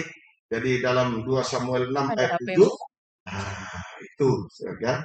Ini tidak taat pada firman pengajaran benar. Memindahkan tabut tapi tidak taat. Ya, Tuhan bilang pikul. Dia lihat orang Filistin, oh enak ya. Pakai ini aja, pakai pedati saja. Kita santai pakai pedati saja. Jangan. Tetapi tergelincir. Nah itu. Jadi ini tidak taat pada firman pengajaran ya, dalam pengangkatan tabut perjanjian. Ya, dalam pengangkatan tabut perjanjian, Raja Daud tidak taat pada firman pengajaran. Pelayanan daging, Filistin. Pelayanan daging. Tidak taat pada firman pengajaran benar. Itu sama dengan pelayanan daging. Tandanya, tidak mau memikul tabut. Kalau memikul itu di bahu. Tidak mau tanggung jawab. Tidak mau tanggung jawab. Dan tidak mau berkorban. Pengorbanan memikul itu berat. Tidak mau tanggung jawab dan tidak mau berkorban untuk memberitakan. Untuk memberitakan, untuk menyaksikan kabar mempelai. Banyak pertimbangan. Mau menyaksikan pada keluarga. Nanti aku dicaci maki. Nanti terlalu lama, terlalu tidak mau datang lagi. Nanti ini, itu. Terlalu banyak pertimbangan. Tidak taat. Tuhan dia pikul. Wah janganlah saya lagi ini, lagi itu. Ya, itu. Kemudian mencontoh cara dunia. Ada tabut, tapi mencontoh cara dunia. Nah itu, ya. Usa memegang tabut. Padahal tidak boleh. Campur tangan manusia. Nah ini seringkali ketidaktaatan pada kabar mempelai. Dalam mengangkat, dalam gerakan Roh Kudus hujan akhir sering kita tidak taat. Karena satu, tidak mau tanggung jawab, tidak mau berkorban untuk memberitakan, menyaksikan kabar. Yang kedua, mencontoh cara-cara dunia. Oh, di dunia itu lagi apa? Boy band, boy apa itu? Ayo masuk ke gereja, biar senang. Nah, ini mencontoh cara dunia. Dan usaha memegang tabut campur tangan manusia. Begini ya, ini begini ya, campur tangan manusia. Nah, itu akibatnya tergelincir. Hosea 14 ayat 10. Tergelincir itu artinya memberontak, salah arah. Dia memang pertama memegang tabut perjanjian. Dia memberitakan kabar mempelai. Tapi kalau tidak taat, pakai daging, tidak mau tanggung jawab, tidak mau berkorban, mencontoh cara dunia, hanya campur tangan manusia itu artinya dicampur kepandaian, dicampur kekayaan, dicampur kedudukan, dicampur ini. Baru punya kedudukan sedikit, saya mau datang, awas yang tidak datang. Lah, itu namanya campur tangan manusia. Mau pegang tabut, biarkan Tuhan saja. Tuhan lebih segalanya dari kita. Amin. Biar kita hebat. Jangan. Baru sudah, awas, aku mau datang. Awas, sediakan ini. Awas. Kalau yang tidak datang, awas. Hati-hati. Nah, itu apa? Tergelincir dia. Hosea 14 ayat 10. Nah, sejak dulu Bapak Pendeta Indiono almarhum, Om Indiono, Om Pong almarhum selalu katakan, saya ketua umum. Saya datang dimanapun tidak ada, awas yang tidak datang. Jangan urus yang tidak datang. Yang diurus yang datang. Kasih makan jasmani juga. Kalau udah dikasih makan jasmani, ya sekarang di kamar sih. Itu kenapa? Loyo. Ya, begitu. Makan rohani yang paling. Nah, bisa mengerti saudaraku? Itu namanya campur tangan Tuhan. Terserah Tuhan lah, yang mau datang berapa ya khotbah. Mau datang 10 ya khotbah. Saya waktu ke Medan pertama kali itu ada saksi. Pak, enggak jadi Pak, bulan 4 pertama kali tahun 2005. Loh, kenapa Bu? Ya, maaf ya Pak, enggak ada yang mau datang. Oh, begitu. Satu saja ibu yang datang saya khotbah. Oh, begitu Pak. Ayo semangat. Sampai hari ini 2005 sampai 2017. 2022, 17 tahun. Coba saya waktu itu, oh begitu ya Bu, ya iya dah, nggak apa-apa Bu, nggak pernah saya ke Medan. Sudah tidak mungkin diutus Tuhan ke Medan. Orang lain yang akan diutus. Karena campur tangan manusia. Waktu itu saya sekretaris, 2005, ya saya jadi pengurus. Belum, bulan 40, bulan 5 saya baru sekretaris. Tapi belum pernah saya bilang, saya sekretaris. Saya mau datang, awas hati-hati. Yang tidak datang, tidak ada. Tidak ada. Jangan ada campur tangan. Tergelincir, Hosea 14 ayat 10. Siapa yang bijaksana, biarlah ia memahami semuanya. Siapa yang paham, biarlah ia mengetahui. Sebab jalan-jalan Tuhan lurus, dan orang benar menempuhnya. Tetapi pemberontak tergelincir di situ. Jadi orang-orang yang tidak tanggung jawab, yang tidak mau berkorban, mencontoh cara dunia. Biarpun dia ini pengajaran, dia memakai campur tangan manusia, kedudukan dan lain, memaksa orang. Ini firman, ini dia sedang memberontak pada kabar mempelai. Dia sedang memberontak. Seperti orang Filistin. Dia tahu tabut perjanjian hebat. Begitu Israel mengangkat, menang. Ini, ambil aja tabutnya. Taruh di kuil dragon, mau dicampur. Taruh di kuil dragon. Hancur semua. Serius. Siapa yang berani menerima kabar mempelai, tapi sikap tidak mau tanggung jawab, tidak mau berkorban untuk memberitakan, mencontoh cara dunia, campur tangan manusia, dicampur kedudukan, kekuasaan, semua. Dia hanya menghancurkan diri sendiri, memberontak pada Tuhan, memberontak pada kabar mempelai. Dia sedang tergelincir, memberontak, salah arah. Dia binasa. Hancur dan binasa selalu. Cuma pemberitaan ini kabar mempelai, tapi hancur binasa selalu. Santai saja. Serahkan Tuhan. Biarlah tangan Tuhan yang melakukan semuanya. Amin. Mau diapakan pun terserah. Yang penting kita tadi itu bijaksana di jalan yang benar. Udah pertahankan yang benar. Jangan pertahankan gerejanya, jangan pertahankan saudara, jangan dipertahankan. Ya semuanya, pertahankan pengajarannya yang benar ini loh. Nanti Tuhan yang bela, amin. Tuhan bela, semua Tuhan bela. apalagi mempertahankan kedudukan celaka. Jangan. Tidak ada pembelaan Tuhan, tergelincir. Salah arah, tergelincir itu salah arah. Bisa saja orang jalan ke sana, itu surga, tergelincir ke sana. Bisa berbalik. Betul ya? Betul ya? Tuhan tolong kita semua. Nah, semoga. Untunglah Daud sadar. Daud sadar. 2 Samuel 6, 12, 13. 2 Samuel 6, 12, 13. Diberitahukan kepada Raja Daud 12 sampai 17.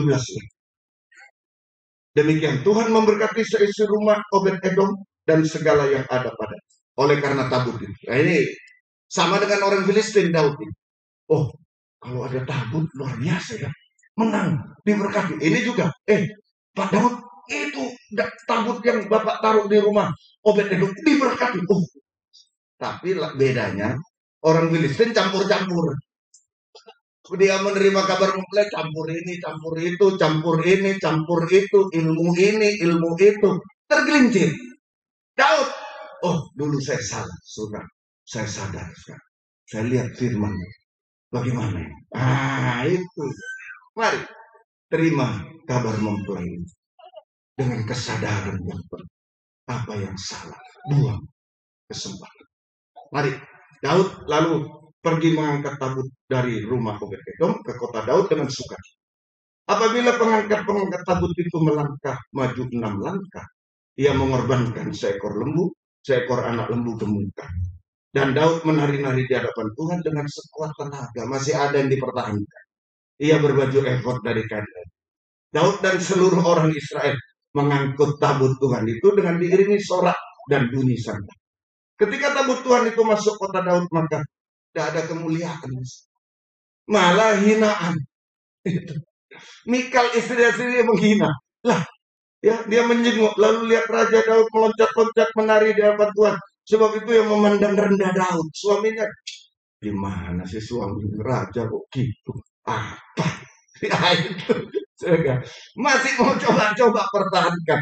Yang cara lama sudah naik pedati diganti, dipikul. Sudah betul sesuai kehendak. Tapi yang masih nari-nari ini masih dicampur-campur. Kabar mempelai. Ya, masih dicampur-campur dengan daging. Akhirnya Daud dicela. Istrinya mandul. Tabut Tuhan dibawa masuk, diletakkan tempatnya dalam kemah yang dibentangkan Daud untuk itu. Tidak ada Shekinah glory, tidak ada tulisan awan kemuliaan turun. Tidak ada. Daud mempersembahkan korban bakaran, korban keselamatan di hadapan Tuhan. Itu istrinya mandul, Mikal itu mandul, tidak punya anak. Nah ini artinya Daud sadar tidak mau mengangkat tabut perjanjian sesuai cara dunia, cara Filistin, tapi sesuai kehendak Tuhan. Dipikul kehendak Tuhan, tanggung jawab. Berkorban, Daud jelas setiap 6 langkah ada binatang korban. Berkorban, tanggung jawab dan berkorban. Tetapi sayang, Daud masih menari-nari. Artinya menari ini manusia sekutu. Artinya daging masih berkuasa. Berkuasa dan bersuara. Itu menari-nari. Artinya daging masih berkuasa, masih bersuara. Akibatnya, kalau masih ada daging, tidak ada kemuliaan Tuhan, tidak ada Shekinah glory, tidak. Jaga, itu malah menjadi sandungan celaan bagi rumah tangganya, bagi sidang jemaatnya, sampai istrinya mandul, tidak punya anak. Artinya mandul ini tidak bisa mengandung, tidak bisa sempurna, tidak mencapai Wahyu 12 ayat 1. Perempuan mengandung itu mempelai wanita mengandung anak laki-laki. Mikal tidak sampai di sini. Tidak sampai kesempurnaan terang dunia. Seorang perempuan berselubung matahari dengan bulan di bawah kakinya. Dan sebuah mahkota dari 12 bintang di atas kepalanya. Ini tidak mencapai terang dunia. Tidak mencapai kesempurnaan. istri tersandung dan bercacat celah terus tidak sempurna. Istri saja tersandung, apalagi orang lain. Loh, istri tersandung, apalagi orang lain. Bagaimana? Nah, itu kalau masih daging dipertahankan berkuasa, daging bersuara. Ya? Tuhan tolong kita semua. Lain dengan Salomo. Sekarang dialihkan pada Salomo. Daud 2 kali tidak ada kemuliaan. Sudah sadar pun masih ada daging yang berkuasa, bersuara. Percuma, tidak ada kemuliaan. Dan cuma ini kabar nuklir. Dari dulu ke dulu ya, dulu. Dari dulu ke dulu ya dulu begitu. Tidak ada kemuliaan. Mohon maaf saudara. Itu dia. Kalau masih dicampur-campur. Kalau mau terima satu ya sudah taat kehendak Tuhan. Apa yang tertulis Alkitab ya itu. Titik. Jangan sini, sana, jangan ke jangan. Titik. Sudah.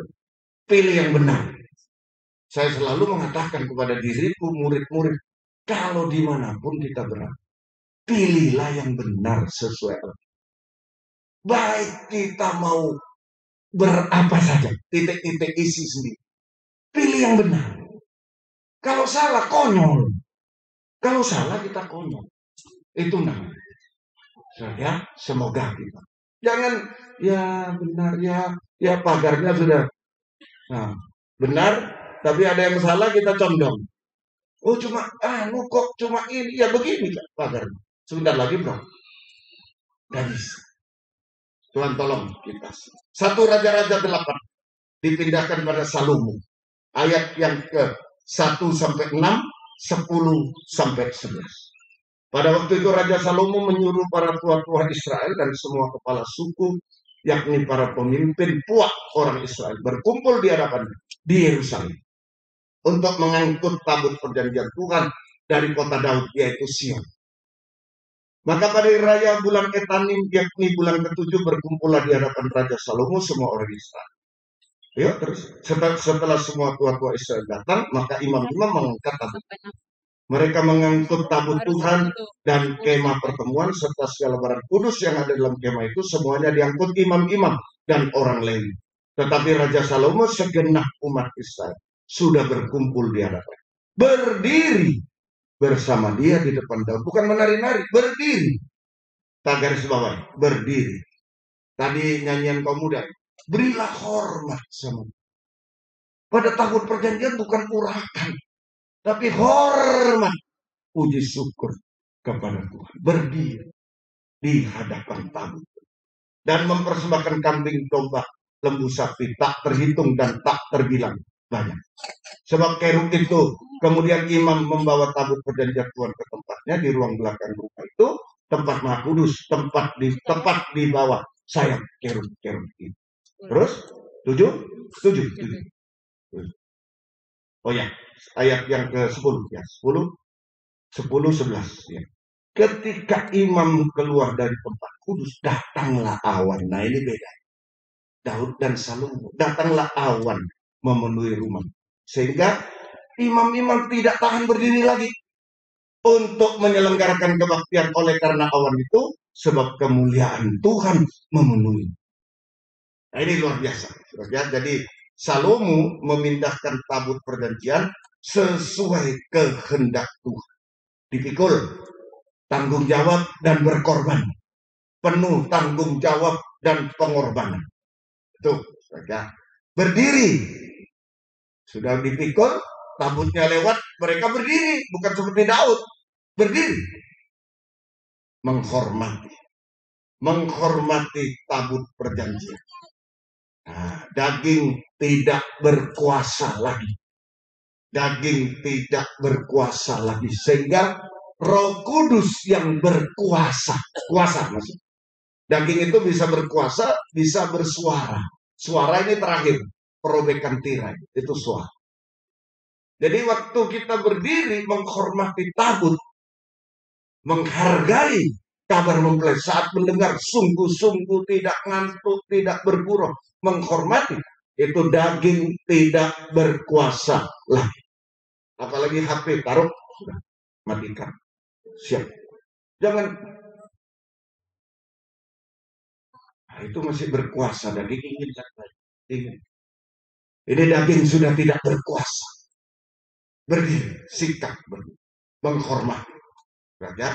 Nah, jika ada tabut perjanjian, kabar mempelai, maka ibadah pelayan kita selalu ada sekinah dulu.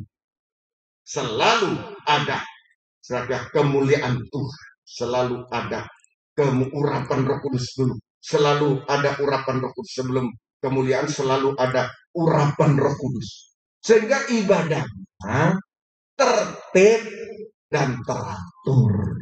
Nah, ini kabar mempelai itu, pengajaran itu disertai urapan Roh Kudus, tertib dan teratur. Tidak usah diatur-atur.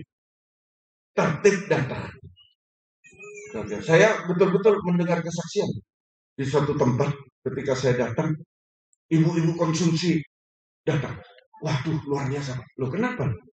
Aduh, biasanya Pak, kalau mau makan, saya sampai disenggol, maaf. Belakang-belakang ditabrak, mau makan. Hamba Tuhan, iya. Sekarang kok bisa tertib? Ketika Bapak datang menyampaikan firman hari ini, tertib.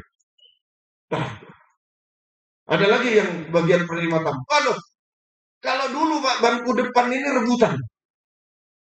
Loh, kenapa sih? Loh, pembicara keluarga aku sih. Aku. Sekarang sudah kosong. Tidak ada yang duduk. Tertib dan teratur. Mohon maaf. Itulah penyucian dan urapan harus tertib dan bukan urakan. Masa presiden yang tertib dan teratur. Berdiri. Tertib dan teratur. Itu urapan. Dan saudara, setelah urapan Roh Kudus, maka Shekinah glory, awan kemuliaan turun di tengah sidang sampai tidak tahan berdiri. Tidak tahan berdiri, lalu apa? Ibadah tidak berdiri, tidak duduk, lalu apa? Tersungkur di kaki Tuhan. Itu awan kemuliaan, membuat kita tidak tahan. Tersungkur di hadapan Tuhan, mengakui cuma tanah liat. Saya tidak bisa apa tanpa Tuhan. Saya tanah liat, tidak bisa apa, tidak berdaya apa, tidak layak. Banyak rusak-rusaknya tanah liat. Banyak cacat-cacatnya Tuhan. Itulah saya. Tersungkur di hadapan Tuhan. Ya, sampai daging menyembah Tuhan, sampai daging tidak bersuara lagi, tirai terobek, maka tabut perjanjian kelihatan. Wahyu 11:9, Wahyu 12 ayat 1 itu satu ayat itu. 9, Wahyu 11 ayat yang ke-9, Wahyu 12 satu langsung.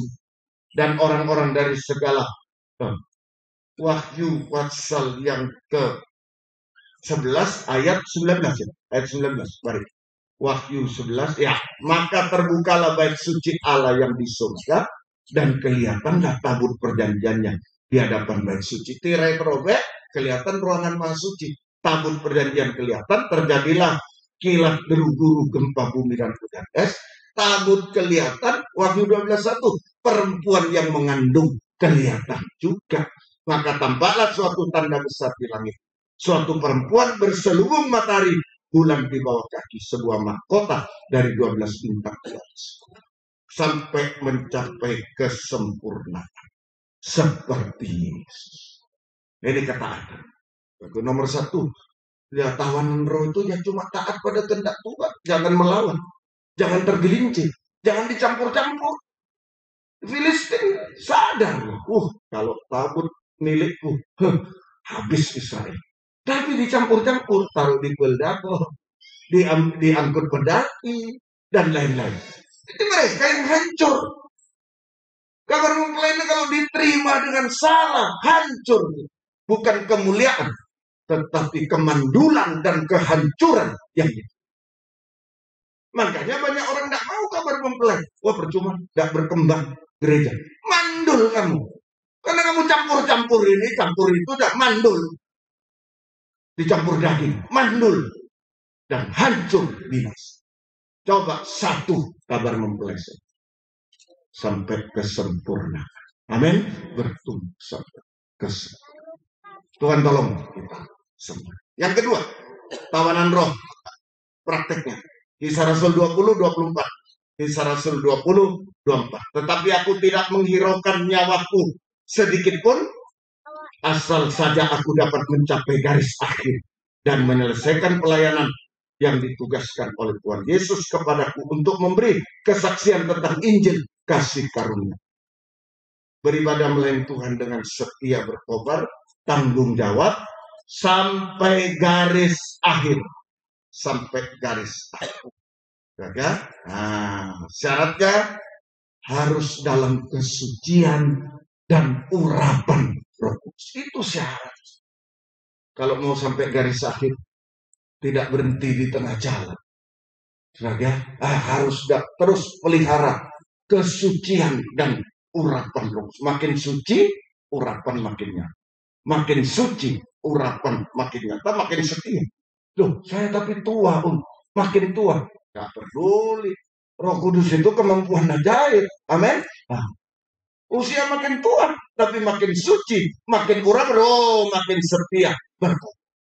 Makin setia dan Tuhan tolong kita semua. Kenapa? Kenapa harus sampai garis akhir? Ayo, melayani sampai garis. Jangan pernah berkata, kalau aku tak berdaya lagi nanti aku apa? Nggak ada. Itu daging. Kalau di, maaf ya, pegawai negeri, pegawai swasta boleh berkata begitu. Nanti kalau saya sudah tidak berdaya, ya kamu ganti aku bisa. Tapi kalau di dalam Tuhan tidak ada pensiun. Amin. Loh, amin. Tidak ada pensiun. Garis akhir. Karena ada Roh Kudus. Beda. Kalau di pemerintah, di negeri, harus pensiun. Guru sudah 8. Pak, pensiun Pak. Pensiun. Jangan Pak. Nggak ngerti kami. Baru lulus. Nggak ngerti kan. Tapi di dalam Tuhan tidak akan sampai itu. Roh Kudus akan tolong kita semua. Garis akhir. Yakin. Harus yakin. Kalau kita lihat pendahulu-pendahulu kita. Sampai garis. Yang betul-betul dalam kabar. Sampai garis. Bisa meninggal. Semoga kedatangan Tuhan sudah tidak lama lagi. Kita sampai kedatangan Tuhan kedua. Tuhan tolong. Melihat keadaan akhir zaman ya dong. Ya. Oh sudah. Ini pandemi. Ini ada lagi di Cina sudah muncul ini lagi. Tadi saya baca sekilas. Apa lagi ini? Sudah 32 orang terjangkit. Mulai lagi. Ya, Tuhan tolong kita. Semoga sampai garis akhir. Kenapa sampai garis akhir? Sebab ibadah pelayanan adalah perlombaan rohani. Lah kalau perlombaan, biar lari cepat 100 meter. Berapa detik aja. Tetapi sampai 99 meter berhenti. Saya capek aku. Ya enggak juara. Jangankan juara. Diskualifikasi. Dianggap tidak bertanding. Gagal. Nah itu mengapa sampai garis akhir. Jangan berhenti di tengah jalan. Ya, sampai garis akhir karena ibadah pelayanan kepada Tuhan sama dengan perlombaan rohani sehingga harus mencapai garis akhir atau diskualifikasi. 1 dari 12 murid, 1 diskualifikasi. Yudas Iskariot. Loh, dia mati, bukan diskualifikasi dulu. Sudah, dia sudah berhenti. Akhirnya dia bunuh diri. Yudas, Kisah Rasul 1 ya. Tidak usah saya kira dibaca lagi. Catat saja. Kisah Rasul 1 ayat 16 sampai 20. Yudas Iskariot diskualifikasi tidak sampai garis akhir. Sebab tidak setia. Ya, tidak tanggung jawab. Tidak suci. Tidak dalam urapan roh. Tidak setia, tidak tanggung jawab. Tidak suci, tidak dalam urapan roh. Sehingga menanggalkan jubah pelayanan. Dan diganti Matias. Dia meninggalkan jubah pelayanan. Dan diganti Matias.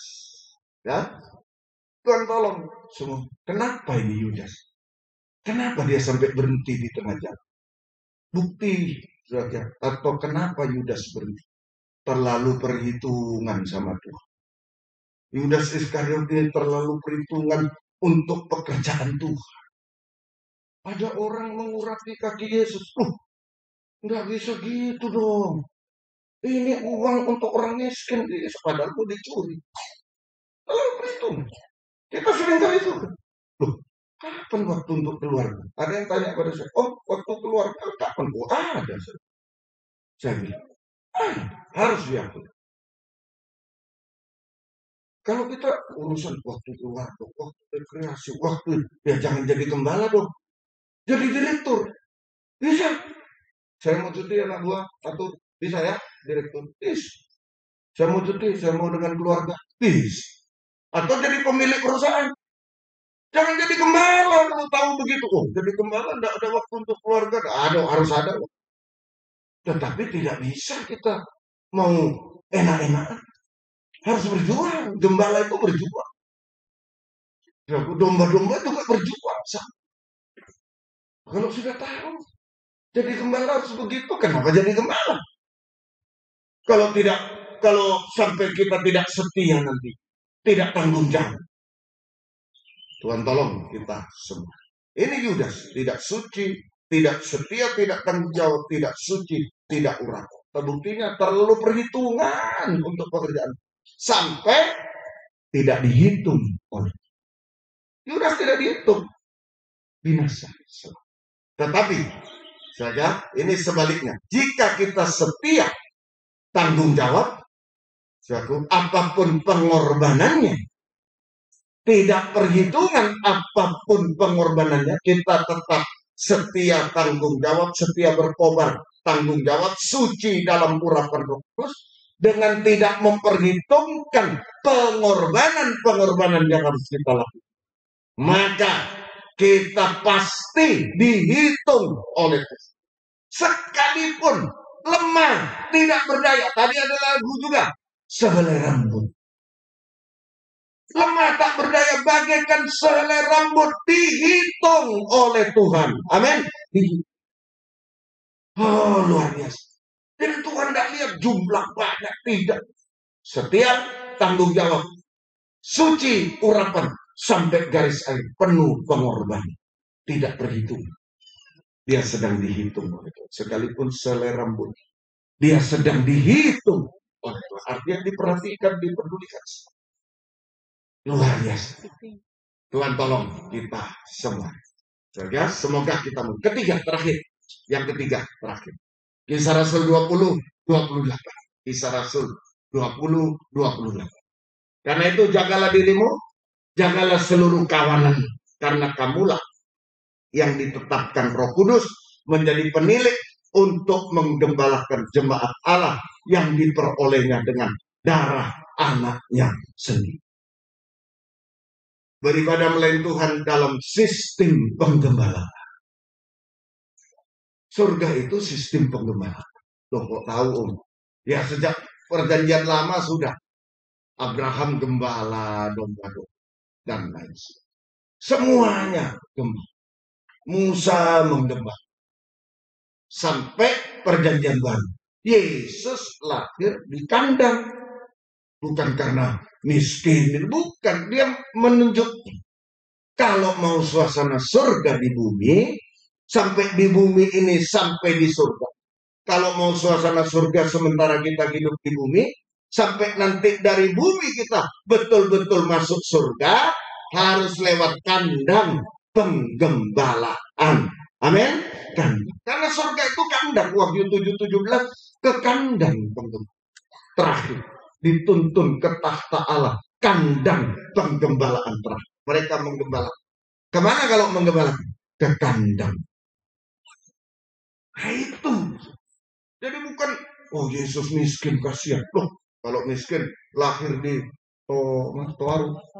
Torau di tepi apa itu? Tidak ada kandangnya, tidak ada apa. Tepi sungai dan lain-lain. Sangat miskin. Di sini bukan menunjukkan kalau kita selama hidup di dunia terkutuk dan mau suasana surga, masuklah kandang penggembalaan yang benar. Di mana ada Yesus, di dalam palungan makanan sebagai makan. Masuk di sini. Bukan cuma di dunia kita dijamin.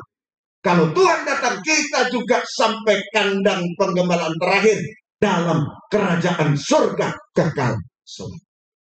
Jangan lepas dari penggembala. Singa sudah beredar, siap menerkam kita. Saya gembala tidak boleh lepas. Cepat kembali dalam penggembalaan. Surga ini tugas tambahan. Tapi tugas pokok penggembalaan kita semua.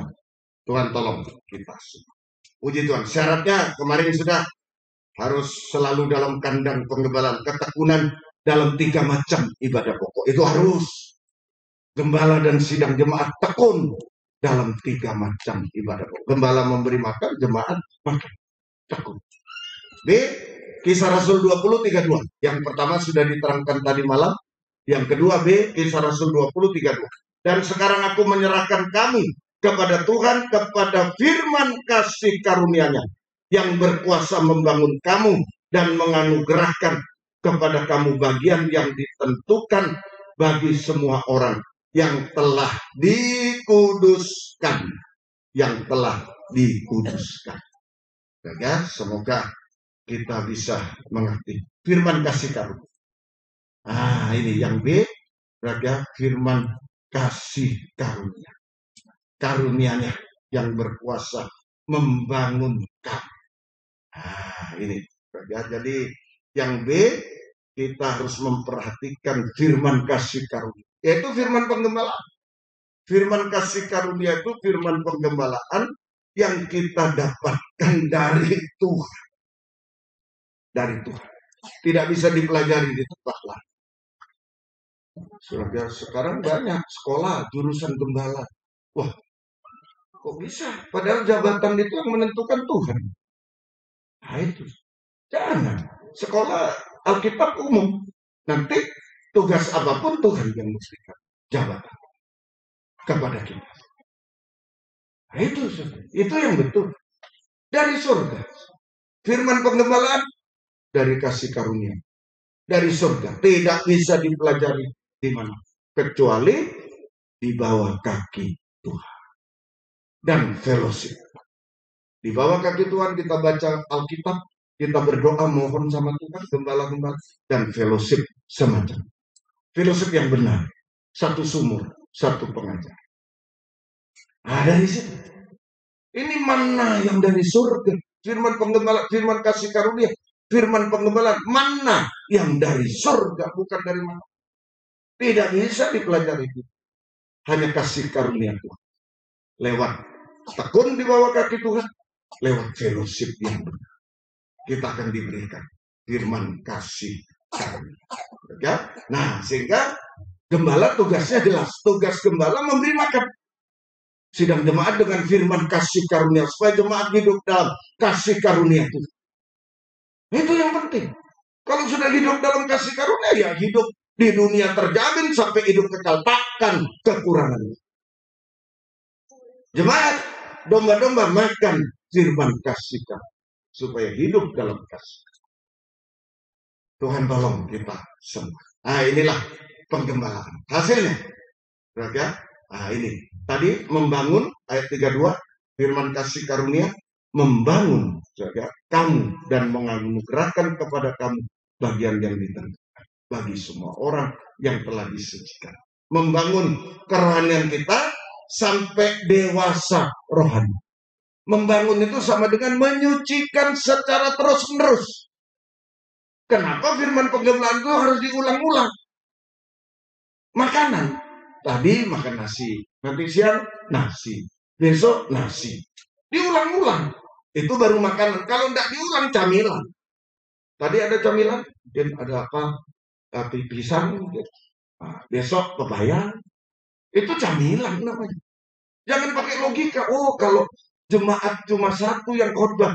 Diulang, maju, diulang. Oh, tidak ada yang datang. Oh ya, itu jemaat yang bodoh. Cuma diberi makanan camilan. Sudah senang. Belum makan yang sesungguhnya. Lapar-lapar terus. Makanya kalau dilirik temannya, ayo ke sana, ayo ke sana, ayo. Karena lapar terus. Tapi kalau sudah diberi makan, oh sudah saya duduk. Maksud sudah makan, saya sakit perut nanti. Saya duduk aja. Saya tidak mau jalan-jalan, saya duduk. Mantap dalam Tuhan. Semoga kita mengerti. Jadi menyucikan secara terus. Apa yang disucikan? Pertama, keinginan telinga. Keinginan telinga itu. Ada ayat-ayatnya ya, saya kira tidak perlu dicari sendiri. Keinginan telinga. Mendengar suara asing. Keinginan untuk mendengar suara asing. Sampai terasing dari penggembala. Lihat saja jemaat itu yang sering tak bilang-bilang kita ke sana, kemari, ke sana. Nanti kan merasa aku dikucilkan. Bukan. Dia mendengar suara asing, dia terasing dari penggembala. Kalau fellowship ini kita mendengar sana, terasing dari fellowship. Bukan diasingkan, terasing sendiri, rasa asing sendiri. Aku mau ini. Beda. Terasing sendiri. Semoga kita mengerti. Jangan pernah salahkan orang. Kalau sesuatu terjadi pada kita, nomor satu, periksa diri. Seperti perempuan Kanaan. Selama dia, tolonglah anakku Tuhan. Anakku yang salah. Dia tidak akan pernah mengalami kuasa Tuhan. Tapi begitu dia, tolonglah aku Tuhan. Masa ke dokter bawa anak sakit. Siapa bu yang sakit? Tolonglah aku dokter. Ya tidak mungkin tolong anakku. Betul? Ayo, Petrus, tolonglah aku. Tolonglah. Mengakui saya bimbang. Saya ini. Semoga kita bisa. Ayo, sungguh-sungguh hari. Jangan pernah salahkan orang. Jangan. Apalagi dengan nada yang, apa? Mau apa? Oh, jangan. Merendahkan diri. Periksa diri dulu. Kalau tidak ada apa-apa, ya sudah tidak perlu kita ini. Itu ya, Tuhan tolong kita semua. Ini keinginan telinga. Nah, kemudian keinginan daging kedua, yaitu keinginan najis. Nah, dosa, makan minum, kawin mengawinkan, itu keinginan daging, keinginan najis. Ya, kemudian keinginan pahit, kepahitan, iri hati. Ya, kemudian kebencian tanpa alasan. Nah, ini yang bahaya. Kebencian tanpa alasan. Orang benar dibenci. Ya, orang benar dibenci itu kebencian tanpa antikris itu sudah. Loh, antikris itu tidak benci orang-orang yang berdosa itu. Kalau Jawa konco, apa teman. Buat apa dibenci teman dia? Tapi orang yang benar, ini awas. Dibenci, itu kebencian antikris. Kasih tahu kalau ada orang demikian. Kasih tahu. Kita hutang darah kalau nggak kasih. Jangan benci orang benar. Salah. Oh, musuh pun tidak boleh dibenci. Kita harus mengasihi. Periksa.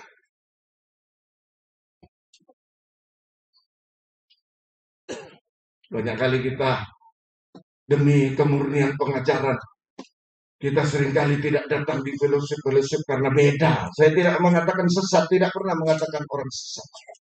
Tapi beda. Oh, benci dia. Oh, iri. Oh, tidak. Tidak. Saya mempertahankan kemurnian pengajaran. Saya tidak benci orangnya. Kalau ketemu, tetap tidak ada masalah. Nah, itu harus bijak. Jangan ada iri, benci tanpa alasan. Kemudian Kisah Rasul 20 ayat 32. Keinginan jahat, keinginan akan uang. Nah, ini. Ya, keinginan akan uang. Mari. Dan sekarang aku menyerahkan kamu kepada Tuhan, kepada firman kasih-Mu, supaya yang berkuasa membangun kamu, menganugerahkan bagi kamu tiga. Ya, 30. Perak atau emas atau pakaian tidak berlaku. Ini dari siapa? Penyucian dari keinginan jahat, cinta uang, melekat pada uang, tidak cinta Tuhan, tidak melekat pada Tuhan. Cinta uang, mengasihi uang, tidak melekat pada Tuhan, tidak cinta Tuhan, tidak melekat kepada Tuhan. Ya, itu. Semoga kita bisa sama dengan menyembah antikris. Menyembah antikris. Tuhan tolong. Hasil penyucian. Kalau keinginan telinga disucikan, keinginan najis, dosa makan minum, kawin mengawinkan disucikan, keinginan pahit disucikan, keinginan jahat disucikan, keinginan akan uang, ayat 35. Kita bisa mengatakan lebih bahagia memberi daripada menerima. Dalam segala sesuatu telah kuberikan contoh kepada kamu bahwa dengan bekerja demikian kita harus membantu orang yang lemah. Harus mengingat perkataan Tuhan Yesus bahwa ia sendiri telah mengatakan adalah lebih berbahagia memberi daripada menerima. Lebih bahagia memberi daripada menerima. Sampai kalau sudah lebih bahagia memberi daripada menerima, terus memberi, terus sampai menyerahkan seluruh hidup kita kepada Tuhan. Taat dengar-dengaran sampai daging tidak bersuara lagi. Itu tujuannya. Ayo kita melayani Tuhan sampai menyerahkan diri sepenuh kepada Tuhan. Sampai taat dengar-dengaran, sampai daging tak bersuara. Tirai terus. Posisinya seperti Yohanes bersandar di dada Tuhan. Ayo, Yohanes 13 ayat 23. Yohanes 13 ayat 23. Ya, baik. Seorang di antara murid Yesus, yaitu murid dikasihnya, bersandar dekat kepadanya di sebelah kanan. 24. Ya, kepada murid itu Simon Petrus memeriksa, tanya siapa yang dimaksudkan, siapa yang menyerahkan Yesus. Ada jawabannya 25, dia yang mencelup Tuhan siapa itu. 26, ya dialah yang kepadanya aku memberikan roh. Tahu antikristus bersandar di dada. Kita menyerahkan seluruh hidup pada Tuhan, taat sampai daging tak bersuara, sehingga posisi kita seperti Yohanes bersandar di dada Tuhan. Perjamuan suci. Ini judulnya perjamuan malam. Yesus memperingatkan Yudas itu di ayat selanjutnya perjamuan malam. Perjamuan suci. Ayo waspada. Dalam perjamuan suci ini dibutuhkan ketegasan. Penentuan ketegasan. Bersandar pada siapa? Bersandar pada siapa? Yudas bersandar pada uang. Bersandar sekarang kalau kita bersandar pada jemaat, kalau Anda bersandar pada begitu jemaat keluar, kita marah-marah, tidak perlulah begitu. Kita bersandar pada Tuhan. Penentuan tegas. Sidang jemaat juga penentuan tegas bersandar pada Allah. Dalam perjamuan suci jangan sampai salah pilih. Yudas bersandar pada antikris, hilang selamat. Tidak mengasihi Tuhan. Yohanes bersandar di dada Tuhan. Ini yang perlu kita contoh. Melekat kepada Tuhan. Bersandar di dada Tuhan. Melekat kepada uang. Tidak melekat. Melekat kepada Tuhan. Tidak melekat kepada uang. Yudas kepada uang. Penentuan di perjamuan suci. Korban Kristus menolong kita semua. Semoga kita mengerti. Ya, Tuhan tolong kita. Itu Yohanes 21, 20 sampai 22. Ditulislah Yohanes bersandar di dada. Yohanes 21 ayat 22. Ketika Petrus berpaling, ia melihat murid yang dikasihi Yesus sedang mengikuti mereka, yaitu murid pada waktu mereka sedang makan bersama, duduk dekat Yesus dan berkata, Tuhan, siapakah dia yang akan menyerahkan engkau? Ketika Petrus melihat murid itu, ia berkata pada Yesus, Tuhan, apakah yang akan terjadi dengan dia? Jawab Yesus, jikalau aku menghendaki supaya ia tinggal hidup sampai aku datang, itu bukan urusan, tapi engkau ikutlah. 23, ya. Maka tersebarlah kabar di antara murid bahwa murid itu tidak akan mati. Tetapi Yesus tidak mengatakan pada Petrus bahwa murid itu tidak akan mati, melainkan jikalau aku menghendaki supaya ia tinggal hidup sampai aku datang, itu bukan urusan. Jadi ini ya hasilnya. Kalau kita bersandar di dada Tuhan seperti bayi dalam gendongan tangan, hanya menangis kepada itu orang bersandar, bergantung sepenuh kepada kasih, belas kasih. Seperti bayi menangis hanya mohon belas kasih Tuhan yang tidak terbatas apapun juga. Maut pun tidak bisa membatasi belas kasih. Percaya, hasilnya mati hidup kita di tangan belas kasih. Mau dia mati, mau dia hidup, bukan urusanmu, Petrus. Hidup mati kita ada di dalam tangan belas kasih Tuhan. Itu hasilnya. Artinya, tangan belas kasih Tuhan sanggup melindungi, memelihara kita. Kalau mau hidup ya makan, ya pakaian, ya itu semua. Tangan belas kasih Tuhan sanggup melindungi, memelihara kita di tengah bayi itu ketidakberdayaan, di tengah kesulitan dunia, sampai antikris berkuasa di bumi. Dia tahu Yohanes siapa menyerahkan Yesus. Oh, Yudas tahu.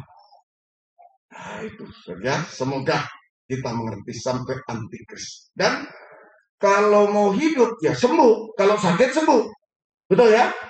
Kalau sehat makan, dipelihara, dilindungi dari celaka mara baik, hidup. Kalau sakit sembuh. Tangan belas kasih Tuhan sanggup menyembuhkan kita dari penyakit mustahil. Bisa. Yang ada yang sakit, ayo lewat perjamuan suci, lewat berdoa, ayo kita mohon belas kasih Tuhan. Hanya belas kasih. Obat sudah saya minum, semua sudah. Tinggal belas kasih satu. Mohon belas kasih. Tuhan tolong kita semuanya. Ini bayi menangis kepada Tuhan. Saja, Tuhan tolong kita semua. Menyembuhkan penyakit dan masa depan berhasil indah. Bayi dipelihara sampai dia sekolah, sampai dia kerja. Masa depan. Tangan belas kasih Tuhan sanggup memberikan masa depan berhasil indah padamu. Amsal 3 ayat 26. Amsal 3 ayat 26. Ayat terakhir. Amsal 3:2. Karena Tuhanlah yang akan menjadi sandaranmu dan akan menghindarkan kakimu dari jerat. Tangan belas kasih Tuhan menghindarkan kita dari jerat. Sehingga kita tetap hidup benar, hidup suci. Tidak jatuh dalam dosa-dosa, sampai puncak dosa, tetap hidup benar, suci. Tidak disesatkan oleh ajaran-ajaran palsu. Kita tetap pegang teguh pengajaran yang sampai garis akhir. Oh Tuhan tolong kita semuanya. Semoga kita bisa mengerti. Dan terakhir, tangan belas kasihan. Bayi itu apa? Sering buang kotoran. Dan tidak bisa dia membersihkan. Tidak mungkin. Malah jadi seluruh badan. Baru buang kotoran di belakang sudah jadi seluruh badan. Kalau kita wah. Semua. Bukan sempurna, tapi semua bercacat. Begitu ada dosa masuk, dibiarkan oleh Tuhan, dibiarkan oleh kita. Jadilah seluruh hidup itu bercacat celah, tidak pernah sembuh. Tapi ada tangan belas kasih memandikan bayi yang kotor sampai suci, sempurna seperti itu, tidak bercacat.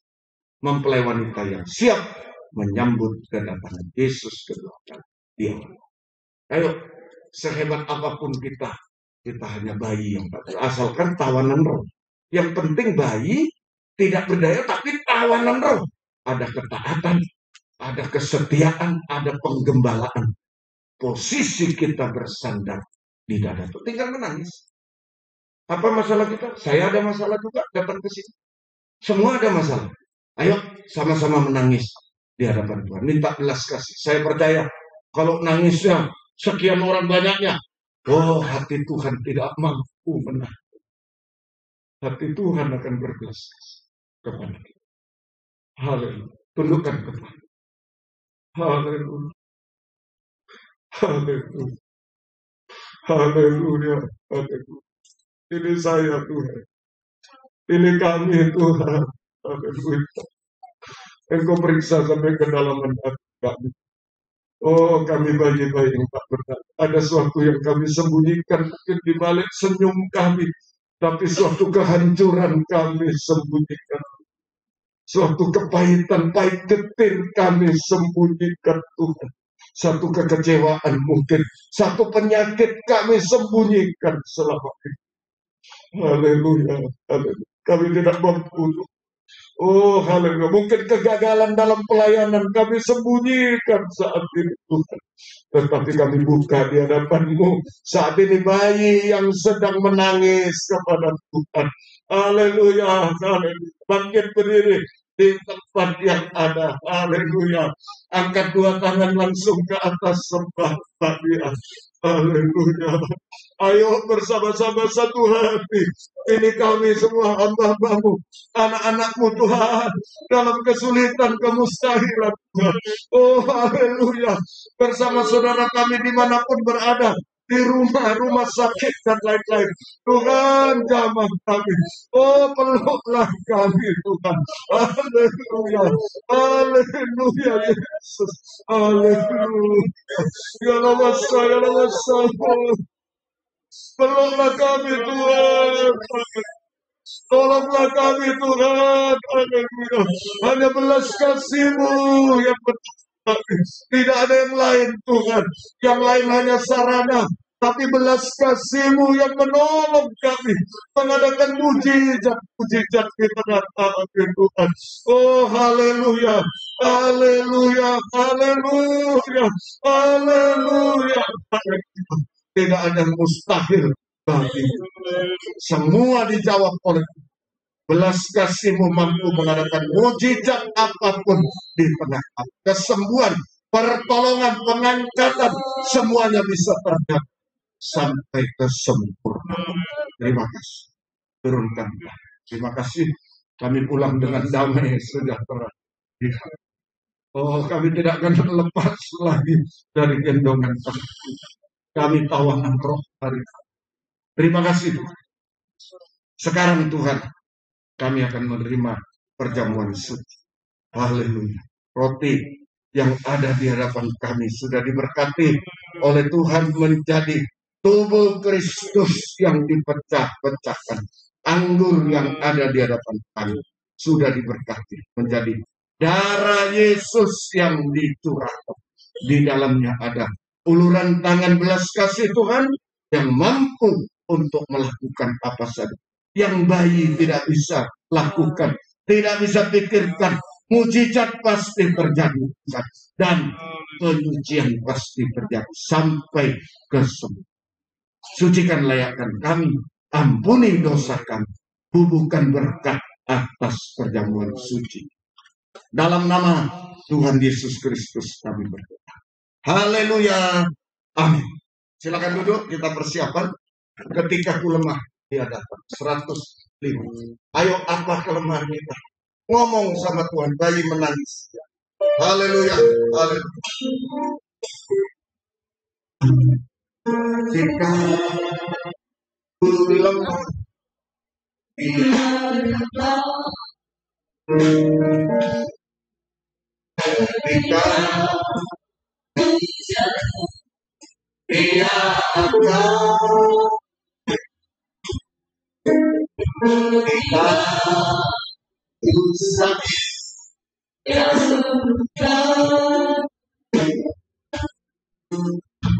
kita perlu Dia ada.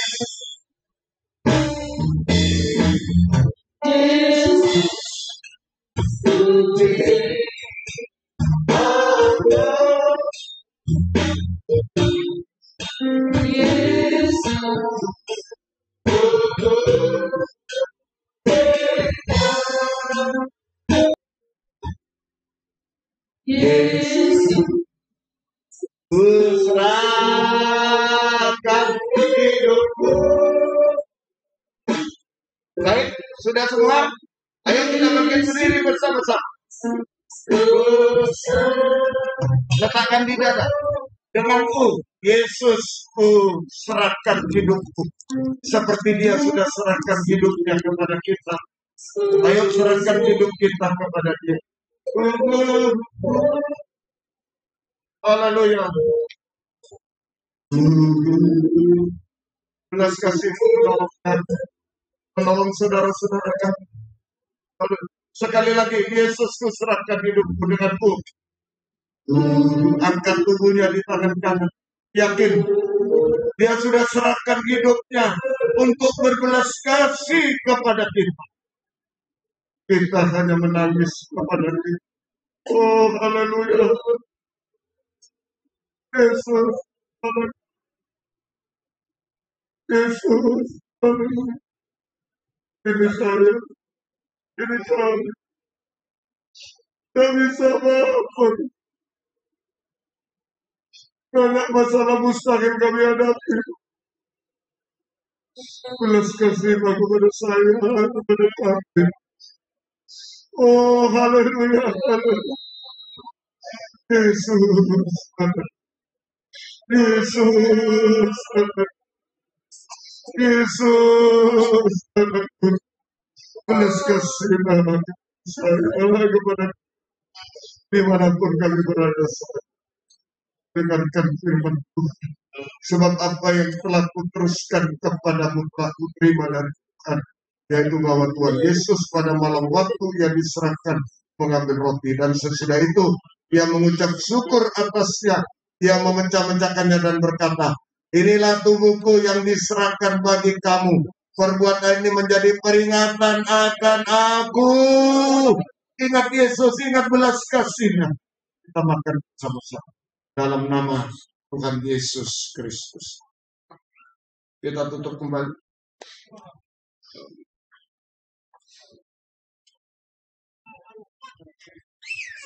Haleluya, haleluya. Belas kasih-Mu menjadi tumpuan hidup kami, sandaran hidup kami yang sesungguhnya. Di dadamu ada belas kasih, ada darah yang merah yang tidak.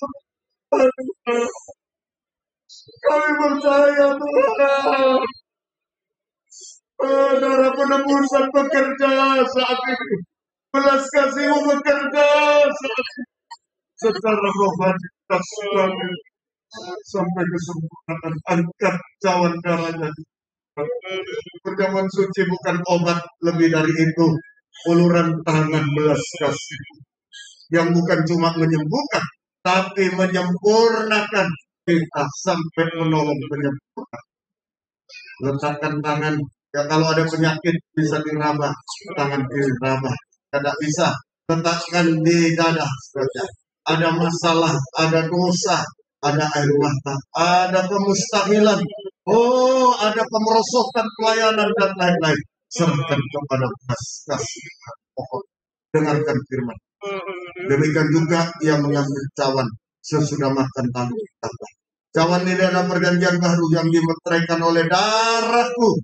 Perbuatan ini setiap kali kamu meminumnya menjadi peringatan akan aku. Ingat Yesus, ingat belas kasihnya. Kita minum bersama-sama dalam nama Tuhan Yesus Kristus. Haleluya. Bukan hanya sampai di dunia, pertolongan Tuhan belas kasih sampai mengangkat kita ke awan yang permai, sampai Yerusalem baru, tempat penggembalaan yang terakhir bersama Dia selamat, bersama keluarga masing-masing. Ada yang sudah mendahului kita, tapi kita akan bersama lagi selama-lamanya. Angkat dua tangan ke atas. Haleluya, haleluya, haleluya, haleluya. Mengangkat tangan bagi kami berarti menyerahkan hidup kami kepada kami. Tidak bisa mau. Ulurkanlah tangan belas kasih-Mu bagi kami, bagi keluarga kami, bagi sidang jemaat Tuhan. Haleluya. Kami menjadi tawanan roh Tuhan. Haleluya. Kami dipakai dalam mengangkat tabut perjanjian Tuhan, dipakai dalam gerakan hujan akhir Tuhan. Haleluya, haleluya. Sampai kesempatan setiap langkah hidup kami adalah belas kasih-Mu. Mujizat-mujizat pasti terjadi. Pembaruan hidup, pertolongan, kesembuhan ajaib terjadi sampai kesempurnaan. Terima kasih. Tidak ada yang ketinggalan. Tuhan tolong. Terima kasih Tuhan. Terima kasih. Syukur hanya kepada. Pada akhirnya kami akan pulang ke tempat masing-masing. Dari dekat jauh, lindungi sertai dengan darah. Jauhkan dari celah kamar bahaya. Tuhan beserta. Tiba di rumah selamat sehat. Kembalikan jam-jam ibadah dengan setia kepadamu. Tuhan tolong gerakkan jiwa datang kepadamu. Tidak terhalang apapun, Tuhan buka jalan semuanya. Terima kasih, kami bersaksi kepada yang lain. Terima kasih. Berkati seluruh yang hadir di sini, yang ada di Malang, Surabaya, Medan, Jakarta, di dalam negeri, luar negeri, di Mojokerto, Lumajang, semuanya. Oh Tuhan, Engkau di Enarotali juga di Buho, berkati semuanya dengan berkat-berkat yang dari surga. Tuhan menolong kami semua. Terima kasih, terima kasih. Biar berkat-Mu dan damai sejahtera dalam persekutuan dengan Allah Bapa, Allah Sang Putra, dan Allah Roh Kudus, di dalam nama Tuhan Yesus Kristus menyertai kami sekalian, mulai saat ini sampai selama-lamanya. Dalam nama Tuhan Yesus Kristus kami sudah berdoa. Haleluya. Amin. Tuhan memberkati kita semuanya. Puji Tuhan.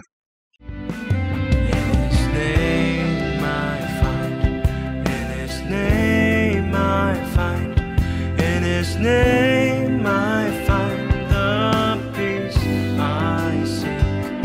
In His name I find. In His name I find. In His name I find the joy I seek. In Your presence I